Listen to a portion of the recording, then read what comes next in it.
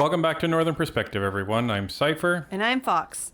The media is now coming after Pierre for stating what everybody pretty much knows to be a fact, that Trudeau and his dad are both Marxists. We take a bit of a dive into showing you what Marxism actually is, and how eerily close we are to this becoming a reality in Canada. Thank you to Ian B. and Laura G. for your generous super thanks donations recently. Help us keep this channel growing strong by hitting that like button to help push this out to more viewers, and subscribe to the channel so you are notified of our next episode. If you would like to support the channel, please give us a super thanks by clicking the button right below the video, or buy us a coffee or a pizza via the Buy Us a Coffee link in the description. Now let's get into it. Of Pierre Poilievre going door knocking was posted to social media, and in it he can be heard calling the Trudeaus Marxists, a term used to describe a supporter of the political and economic theories of 19th century philosopher Karl Marx. This latest jab follows a contentious history between both leaders. Jason Gaidola is live with us tonight with more on this. Hey, Jason. Hey, Kelly, of course, a federal election is still 2 years away, but the Prime Minister and the opposition leader have come out swinging at each other many times like they're on the campaign trail. But in terms of this latest claim by Pierre Poilievre, some experts are throwing some cold water on that Marxist claim. Oh wait, the experts are back. Quote-unquote experts. To quote Pierre, who are these experts? And a number of different people who work in this. Okay, well, I think it's been established that this is. Can you name them, please? Who are these experts? I don't think we're gonna get names for these experts, or even what they're experts in, folks. His dad started putting this country down, and he's going to put the nail in the coffin. Not if we can help it. His dad started it a long time ago. Well, they're both Marxists. Well, going door to door in this video, a citizen appears to be criticizing Prime Minister Justin Trudeau and his father Pierre to opposition leader Pierre Poilievre, in which the Tory responds back by calling both men a Marxist. Isn't it interesting that they don't let you hear anything that Pierre says after that? I find that interesting, because context isn't important in journalism, right? Or even anything before. Right. Shocking.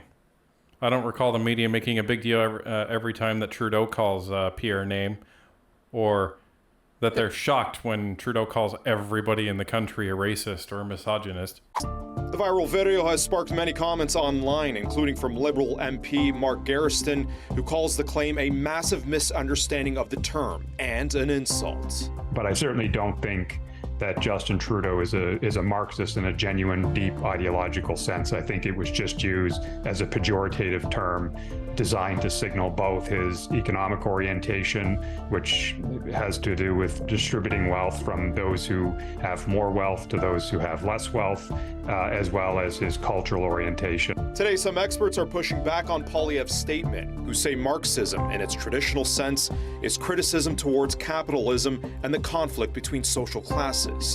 The term refers to the belief system of Karl Marx, a 19th century revolutionary socialist in Europe.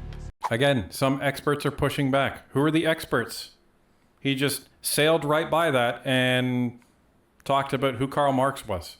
So before we comment on exactly how the Trudeaus are Marxists or have Marxist tendencies and Marxist policies, like our friend there from the Department of Political Science just alluded to, here's a quick overview of what Marxism actually is.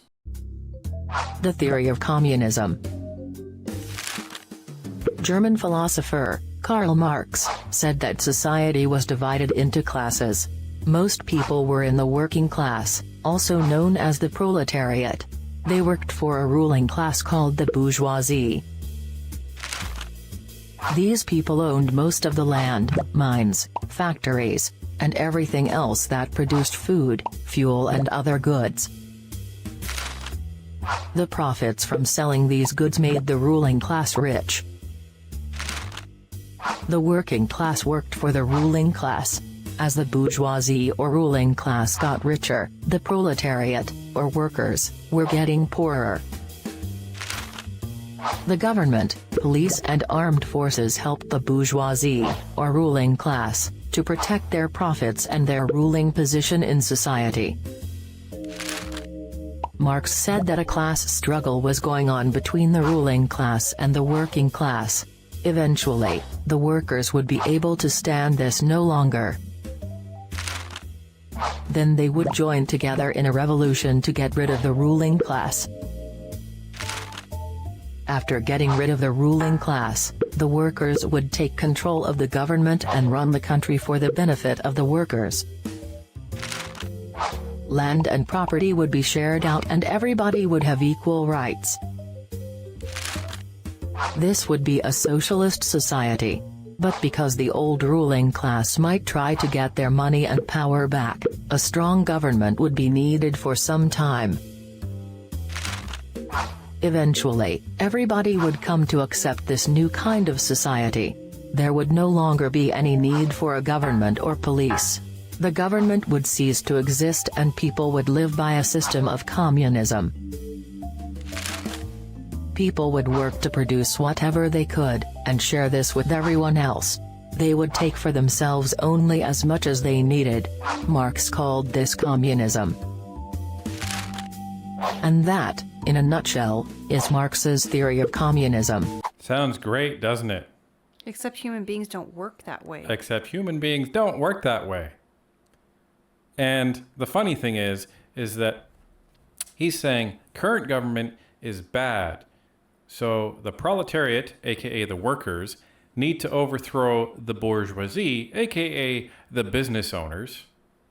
And in order to protect against the business owners from taking over again, a strong government would be needed.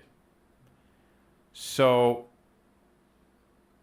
you're going to replace a government with another government that needs to be tyrannical in nature to prevent the business owners from taking over, and that's going to be needed for, quote unquote, a while. Okay? And then the workers are only going to produce what they need, and they're only going to take what they need. Have you ever seen that? Like at a buffet, okay? Have you gone to a buffet and people just load up their plates?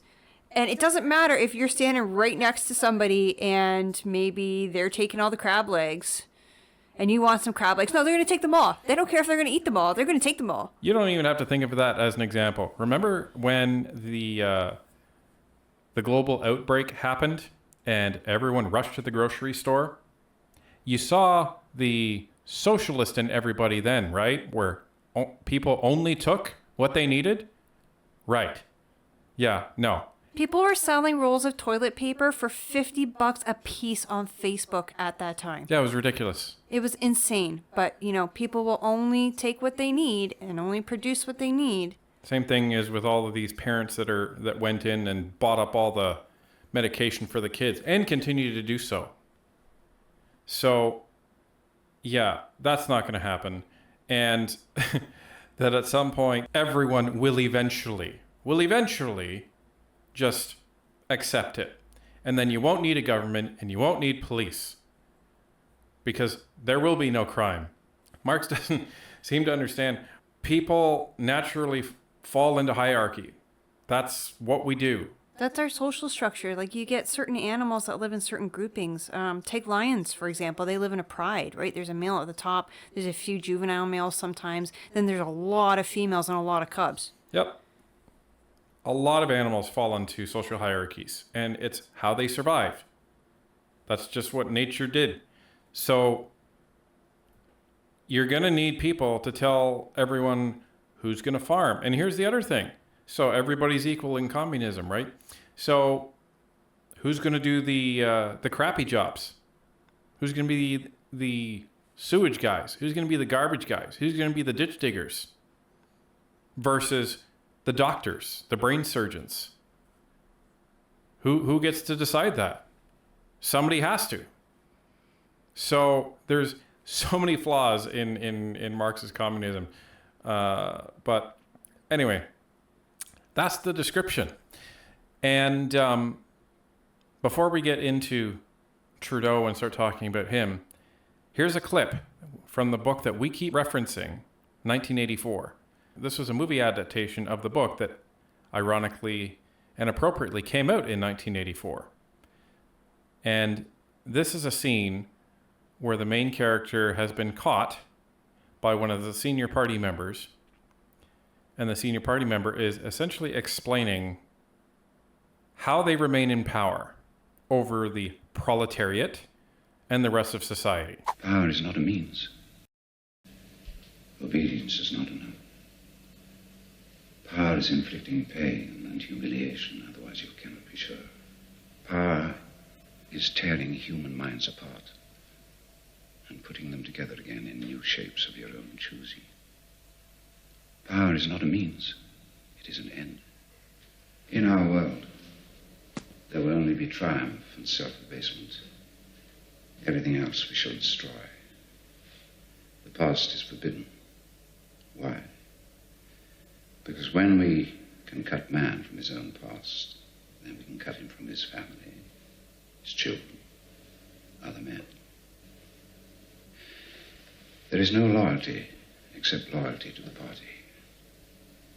There is no love except love of Big Brother. All competing pleasures we will destroy. So it's some pretty chilling dialogue in there, because if you really think about it, that's what has been happening under Trudeau. So one of the things that they talk about is obedience is not enough, right?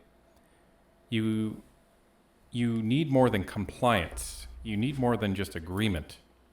So we actually watched this movie the other night, and I will confess I haven't read the book. And it was my first time watching the movie. I kind of knew what it was about, but I never sat down and read it or sat down and watched it. So the movie's on Amazon Prime right now if you are able to watch it. It's really good. It's got John Hurt in it. And I decided I wanted to take some notes while I was watching it. So this is a direct quote that Julia, one of the characters, had said.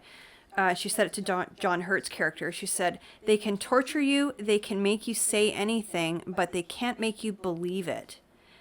And it kind of feels like that's what's happening right now. You know, it's not enough to say, well, if people want to marry who they want, that's fine, or people want to dress how they want, that's fine.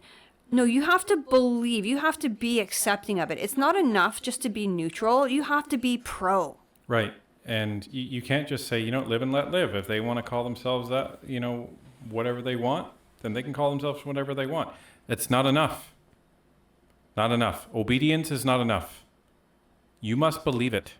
This is the country that Trudeau is turning Canada into. Well, and there's another quote that you saw at the beginning of this video. Who controls the past controls the future. Who controls the present controls the past. So what has been going on in Trudeau's Canada? They've been trying to rewrite the past. Why? So they can rewrite the future the way they want it. Right? You have these statues torn down. You have these narratives that are being spun of important historical figures. Now, some of them have some facts in their essence, but there's non-factual claims being attached to all of this stuff as well. And they also take it all out of context and put it in today's morality versus the morality of the time, which is completely inappropriate.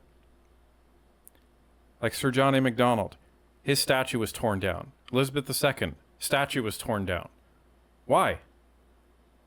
Because you disagreed with something that they did, or you disagreed with something that was done in their name.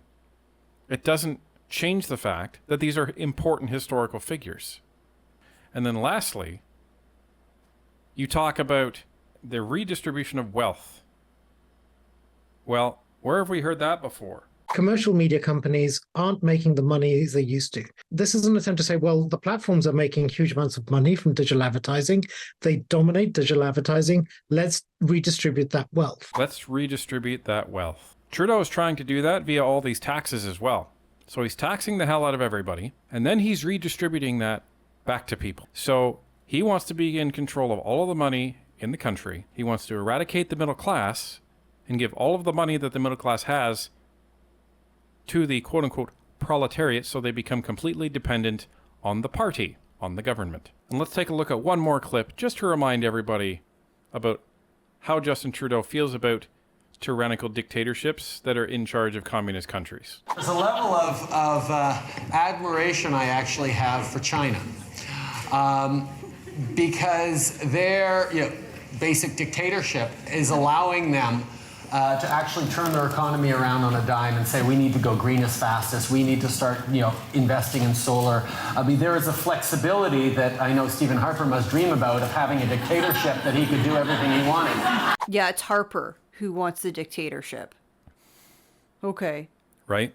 This isn't some conspiracy theory. This isn't something that Pierre just threw out on a whim. You see it. And if you know what communism is, and if you know what extreme socialism is, it's there for you to see, and the roadmap is in the process of being executed. Freeland even mentioned this in one of the recent videos that we did about her, about climate change, when she says, we need everyone to get on board. So it doesn't matter if you disagree with it, you must comply, you must get on board, and you must believe it. And if you don't believe it, we're going to cancel you. So if you look back to what Trudeau Sr. tried to do, and what Trudeau Jr. is trying to do, this isn't incorrect, what Pierre said. The political science expert that they brought on to talk about this, he nailed it. He essentially said, is Pierre saying that Trudeau is a communist? No. He's using it as a pejorative to essentially describe Trudeau's position on all of his policies and how he's inserted himself in this culture war. So it's like saying he's not a Marxist, but he's acting like a Marxist. Right. Bingo. And the longer you act like a Marxist, eventually you become a communist. If the leader of our country is a communist and is implementing all kinds of communist policies, what ends up happening if nobody tries to stop him? Well, all you have to do is look at the country he admires so much.